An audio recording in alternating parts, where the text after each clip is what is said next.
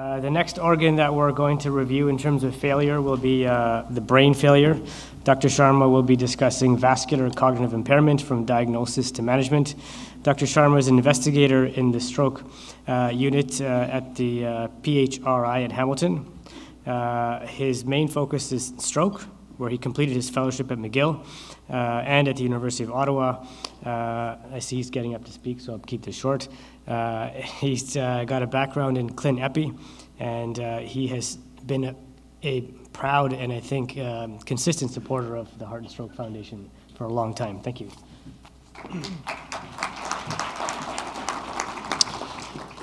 Thank you for that kind introduction. I'll reset the mic to intermediate height. Sheldon, you'll need to move it again. So I have 25 minutes to cover the easy and simple topic of cognitive dysfunction. These are my disclosures. I have research support from Bayer, BI, Bristol Myers Squibb, and Daiichi Sankyo, along with consulting fees from these companies.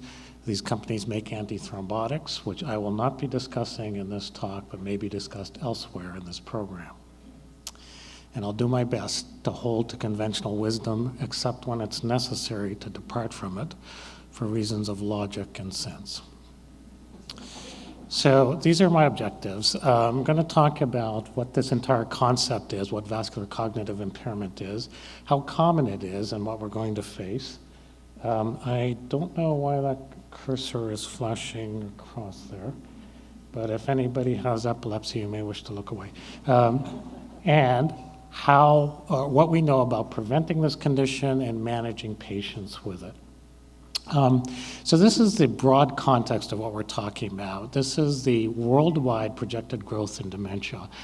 The number of people on this planet with dementia, which is the end stage of cognitive dysfunction, are going to double in the next 20 years. So within one generation, we'll increase that figure by a factor of 2.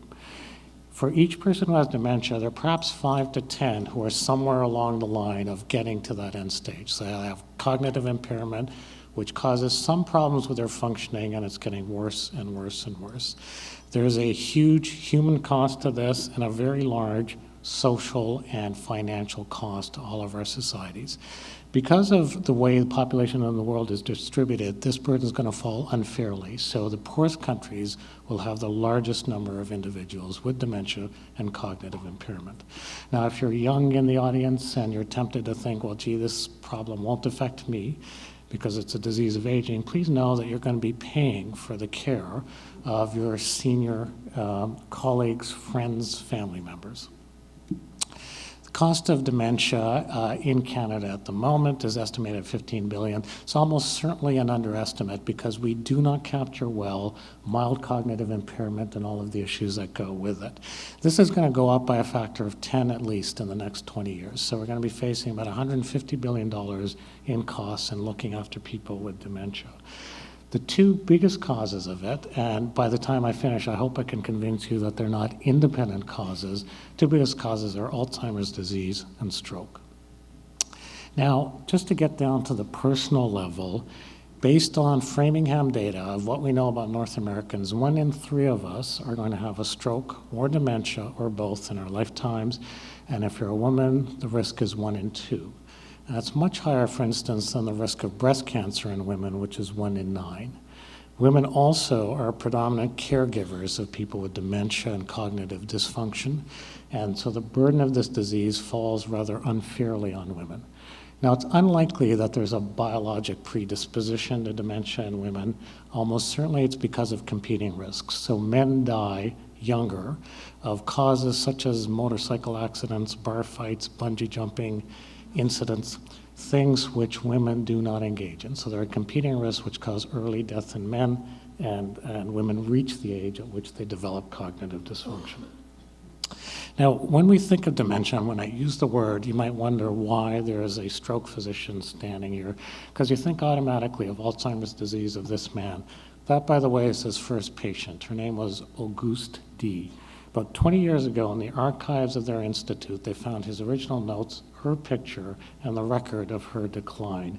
She was 54 when she was brought by her husband to the institute in Frankfurt where Alzheimer lived. Her husband worked on the railway and he was away for weeks at a time. When he would come back, the house would be complete disarray. Food would be rancid that she would serve him. The neighbors would complain that she was screaming at nighttime. He couldn't cope with it and he dropped her off at the hospital. Some things really haven't changed in a century or so. When Alzheimer first met her, she made mistakes. She used the wrong word. She answered the wrong question, and she kept making the same mistake. She made these perseverative errors, and he documents these in his notes. Over the course of 4 years, she gradually lost the ability to speak, to find her way around the room, to get to the bathroom. Eventually, the ability to walk, became bedridden, mute, and died. At autopsy, she had double pneumonia and a lot of skin breakdown. There was a sacral ulcer about as big as a fist all the way up to the bone, and that's what caused her death, sepsis, probably from the sacral ulcer. When Alzheimer looked in her brain, this is what he saw. Now, I had a professor of neuropathology who used to say that when you look at human cortex, it should give you a restful, peaceful feeling. This does not. This is a silver stain that was created by a man named Santiago Ramon y Cajal. That name is unimportant, it's just fun to say, and I like to say it whenever I can. So what you see in there, that rust-colored red stuff should not be there. Those are deposits of beta amyloid within neurons, within neuronal processes, and tau protein. These are neurofibrillary tangles and plaques, and dead, dying neurons, dysfunctional neurons. It looks a bit like a battlefield. This is what Alzheimer saw when he looked into the brain of this 54-year-old patient of his.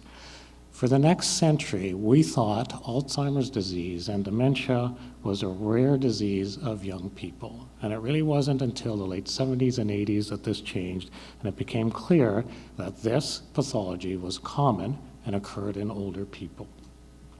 After that, they started this whole process of trying to figure out what caused it. Now, very briefly, every risk factor for stroke is also a risk factor for Alzheimer's disease. There's one risk factor for Alzheimer's which is not a risk factor for stroke, and that's head injury. One of the early studies that gave us a clue as to what causes the clinical manifestations of this was the NUN study. NUN study enrolled about 678 nuns from this order, the School Sisters of Notre Dame. It was a teaching order in Kentucky.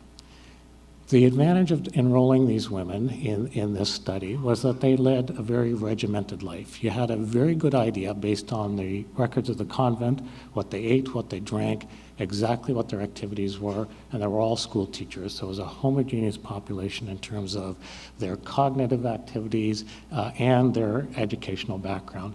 They also kept diaries through their entire lives. In the study, they volunteered to have neuropsychological testing every year that they were alive, and their brains examined after death for pathologic changes. One of the sisters said, you know, I like being involved in this study because it allows me to teach even after I'm dead. Let me introduce you to Sister Matthia. She's probably the best known participant in this study. This picture was published in National Geographic. Sister Matthia joined the convent as a novitiate in 1894 when she was 16 years old. She taught for 62 years and retired for the first time at the age of 77. She went to the mother house and she was bored. The other sisters are old, she said. They don't have anything to do. She looked around the community and noticed that there was a lot of poverty, particularly for women. Women did not have a way to earn income. She taught herself to knit, taught others to knit, taught them how to form cooperatives to market their handicrafts and earn an income. She retired for the second time when she was about 100 years old and went to the convent. She was perfectly well on all of her neuropsychological exams up until her death. That picture was taken about 3 months before she died. One afternoon, she said to the sisters, "You better call my brother. I think I'm going to die." She received communion and died in a state of grace subsequently, about 30 minutes later. When her brain was examined, it was chock full of Alzheimer's disease, and yet she had been perfectly normal on extensive neuropsychological testing up until her death. So why did she not have any dysfunction? Well, the one difference between the nuns who were demented and the ones who, in spite of extensive Alzheimer's pathology, were not, were the ones who were demented had small strokes in their brain, which you saw neuropathologically, which had never presented symptomatically in life. There's a grading system for Alzheimer's disease called the Braak Braak grade, which tells you how widespread and dense these neuropathologic changes of Alzheimer's disease are. And it goes from stage 1 all the way to stage 6. When you ask the question, is there a correlation between how severe these changes are and the presence of cognitive dysfunction and dementia? The answer is yes, but by no means perfect. So in the nun study, 22% of the nuns who were stage 1 and 2, a few little specks, were demented. 70% of the ones who were 5 and 6, widespread Alzheimer's changes involving the entire cortex, were demented. So correlation, but far from perfect. 93% of the ones who were demented, in addition to this pathology, also had at least one subcortical stroke, which had been asymptomatic in their life. I won't say asymptomatic, had been unrecognized in their life. So in these women, there was a clear correlation between the occurrence of vascular disease in the brain and the phenotype of dysfunction and dementia. There was a correlation with Alzheimer's, but clearly the two interacted to produce dysfunction. Our modern concept of this is that what we're looking at is a spectrum of disease.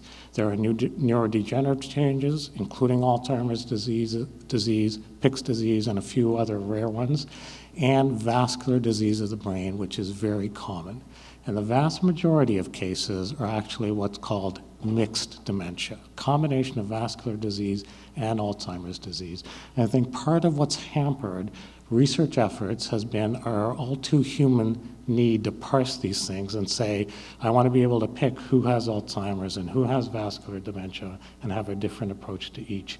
After a lot of years of thinking about it, I've realized I'm not smart enough, and I recognize that the vast majority of patients that we see will have a combination of the two. So how do you make a diagnosis of VCI, or vascular cognitive impairment? Now, I launch into this part of my talk having just told you it's probably not a good idea to try to separate it. Nevertheless, that was one of the objectives. There are two things that you really have to establish. One is that there's a decline from previous level of functioning, which is acquired. So congenital issues, things from childhood would not fit. There has to be a decline. It has to involve one or more cognitive domains, one or more of the systems we use for thinking. It has to be identified either on history, so either the patient's concerned about it, or an informant, somebody who knows them, somebody who takes care of them or works with them. And there has to be objective evidence of this decline on testing. The second element to this diagnosis is there has to be evidence of vascular pathology. And if you go and look this up and say, well, what does that mean? You'll find relatively complicated things on physical examination, which are of interest to neurologists in the main. Mostly it's history. So if you have a history that your patient had a stroke 3 months ago and now they can't function, that establishes the presence of vascular pathology as a cause of this cognitive dysfunction. More commonly, where you're going to see it is on imaging reports. You do a CT scan because someone has a headache or they bumped their head or some other reason, and you'll get a report back suggesting vascular pathology that you did not suspect clinically. These are cognitive domains, and they're systems of thought. There's a little bit of a conceit in cognitive neurology to suggest that we can test these domains separately. Of course, we cannot. So if you think about what I'm doing right now, you may think that what I'm doing uses language, and that's true. But it also requires attention. I need to know where I am. I need to be able to think. I need to be able to remember what I'm going to say next. I need to read the audience, whether there is rapt attention and anticipation or boredom and checking of the phone.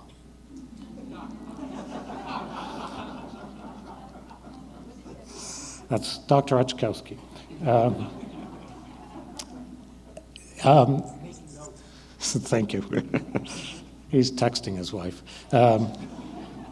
Now, so some of these domains may not be familiar to you. Frontal and executive function is what we use when we're doing novel tasks, things that are not overlearned, things that require planning, that require a shift of our systems. By the way, nobody multitasks. Our brains are not capable of doing it. What you do is you switch from one to the other, and if your brain is particularly good with this domain, you can switch quickly and seamlessly such that you fool yourself into thinking you're doing two things at once, but you're not, you never are.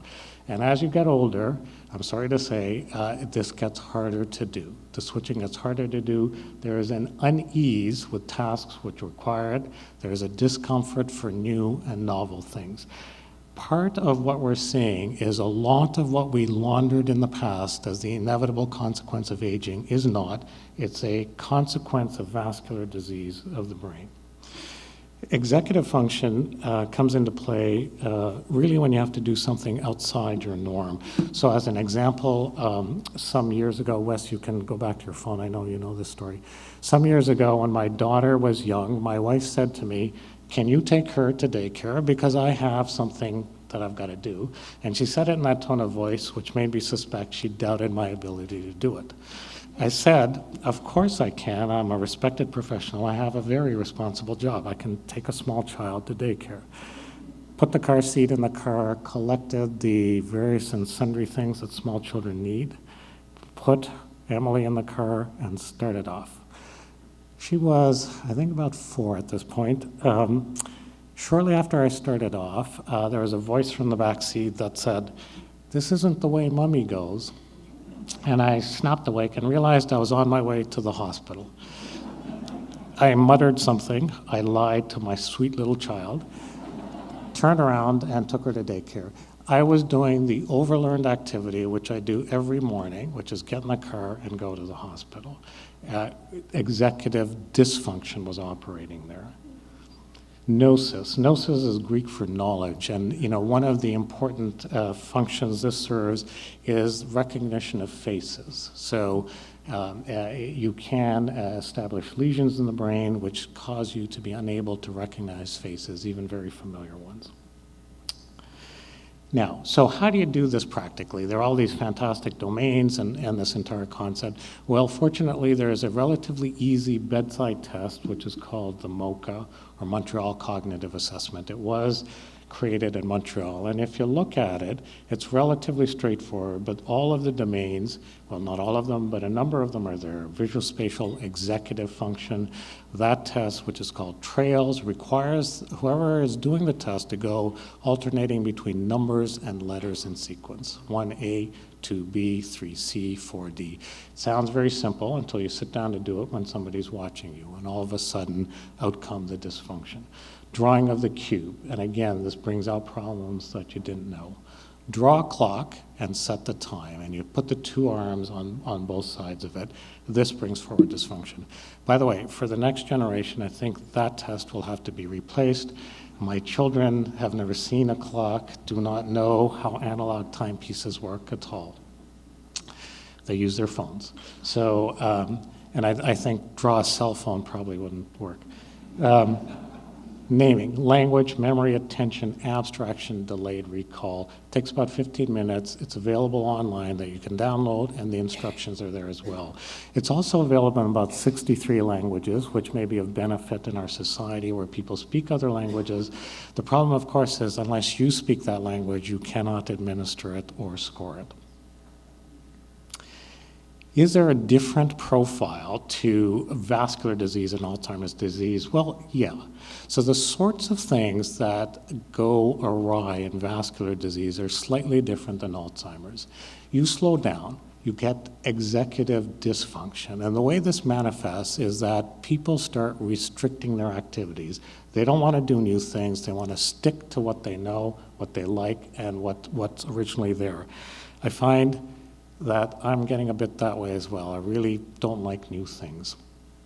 I think of my father who passed away a year ago and did have vascular disease and did have a stroke. And I recall that he used to get upset, unreasonably upset, if the newspaper that he'd read for the last 48 years didn't arrive on time.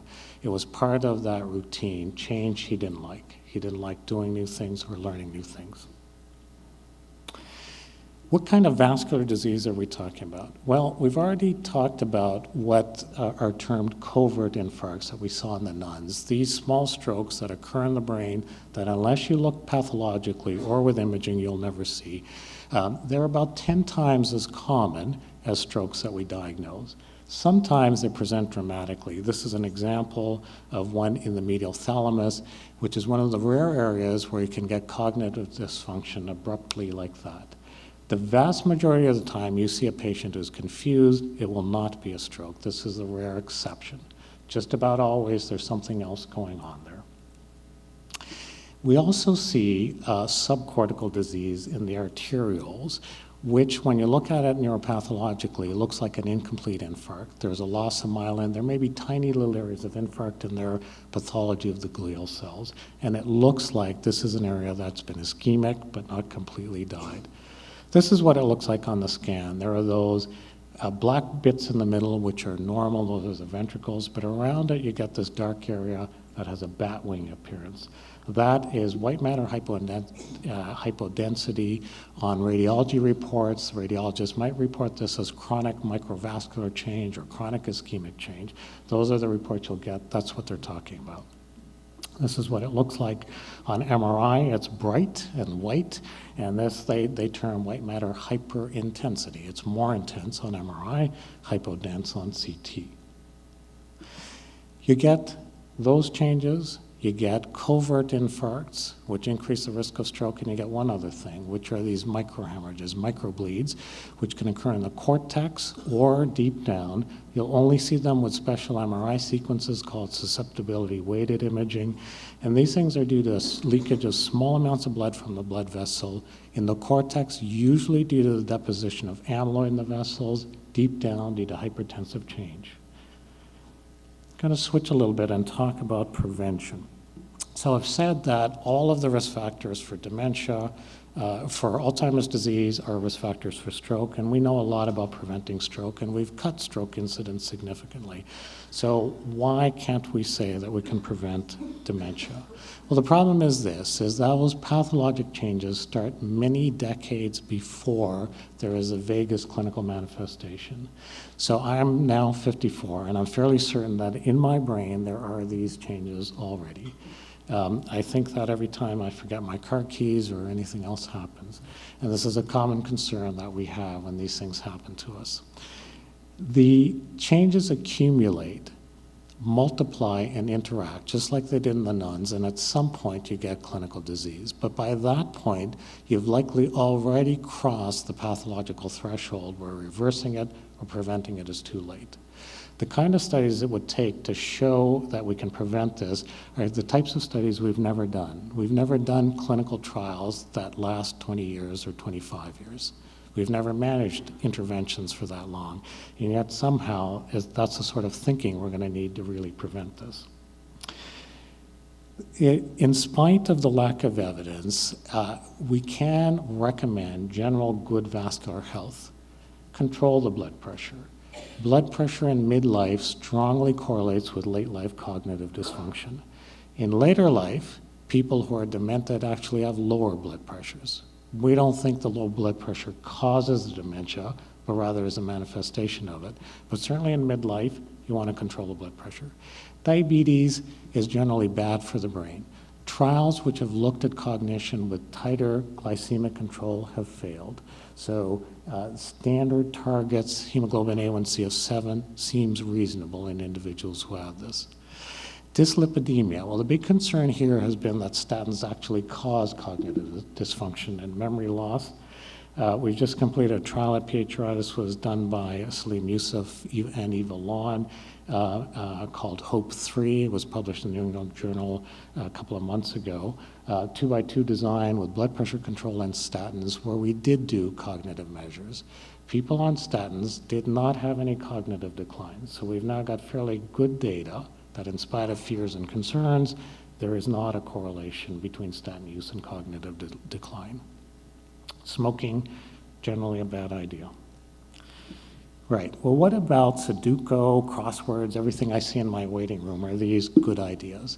The data on cognitive rehabilitation, cognitive enrichment is this, is if you enjoy those activities, please do them, but they will not prevent or stave off cognitive decline.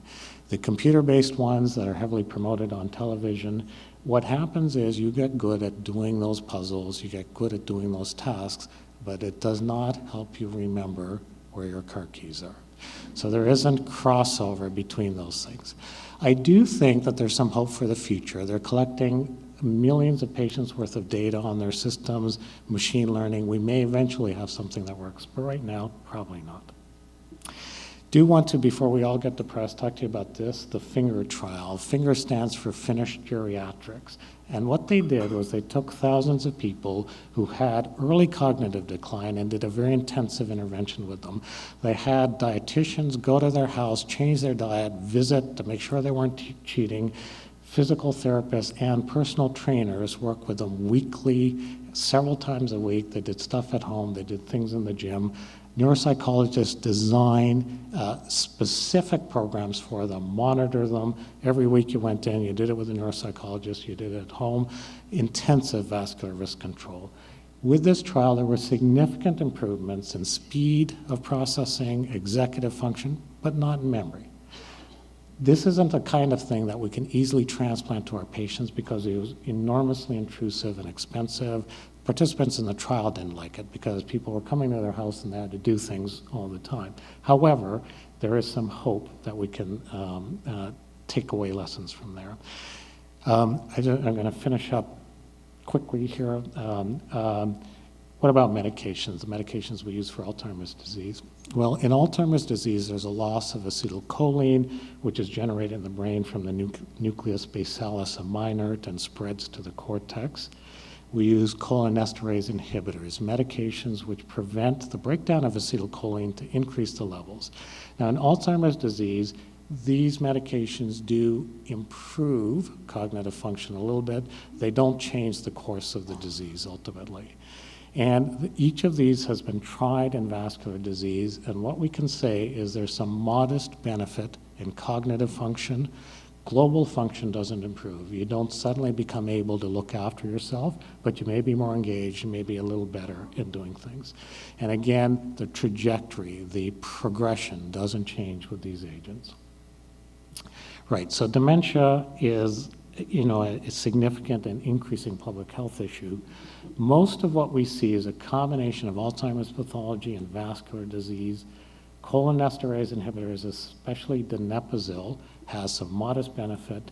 Exercise probably helps. Of all the interventions we've looked at, that's the one that most consistently comes across. Thank you for your attention.